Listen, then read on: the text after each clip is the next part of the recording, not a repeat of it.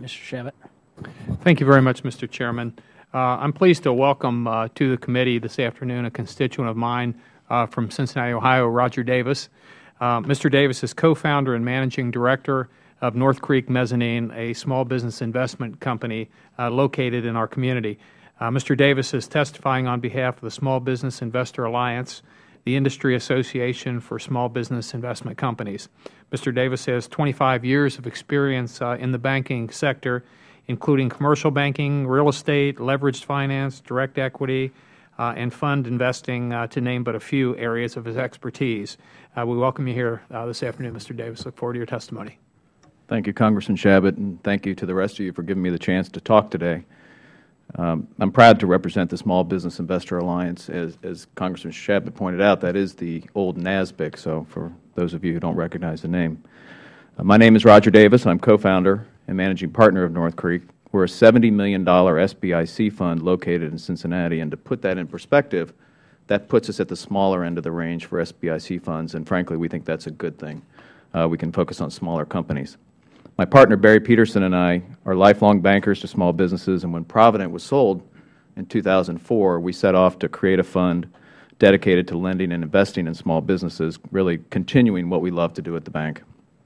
The credit crunch in 08 and 09 really served as a catalyst for the creation of our fund. Our research quickly led us to the SBIC program for several reasons. We were comfortable with the regulatory oversight and licensing process. The program is targeted exclusively towards small business, where we felt there was really the greatest need. And it could amplify our private capital through the use of low-cost leverage from the SBA debenture program. To me, the SBIC program is a perfect example of a public-private partnership that works. So in the spring of 2010, we opened our doors for business. The biggest surprise I think that Barry and I have experienced so far has been the overwhelming response to the nation's small business need for capital. We reviewed over 350 business plans from company owners nationwide seeking capital.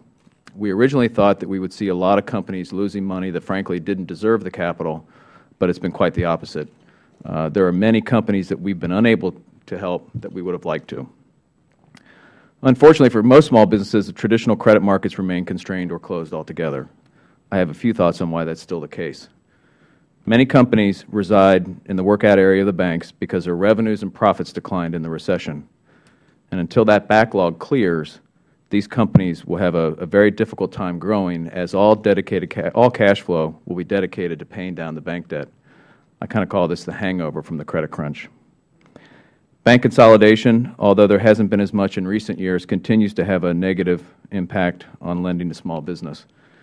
As a former banker, I understand the need for process, ratios, systems, credit scoring, but for us it's about meeting management teams, listening to the story, and determining if they deserve the capital.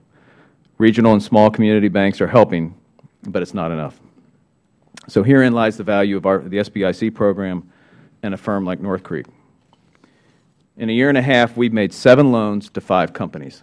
These companies are located in Cincinnati, Ohio, Austin, Texas, Elkhart, Indiana, Boulder, Colorado, and Sanford, Florida.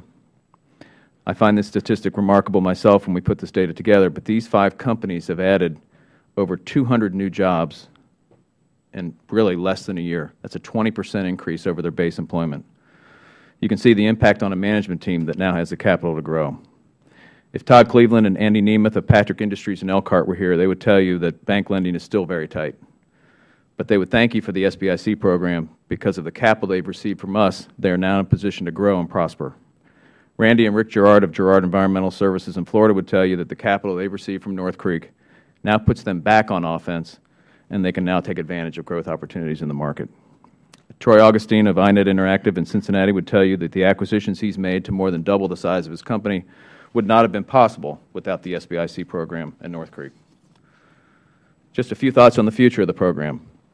We need to make sure we keep successful fund managers in the program, and Congressman Shabbat's Bill 3219 will help by raising single and family fund limits.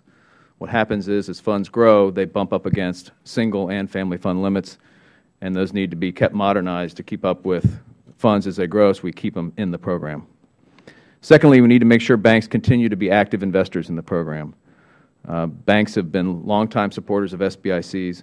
It's a great partnership where we can work with their lending staff and they can work with us.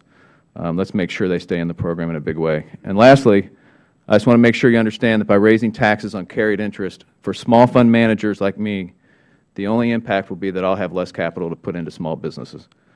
The management fee that we earn pays for the overhead of the business, and we only make money on the carried interest if our companies prosper and grow. So thank you.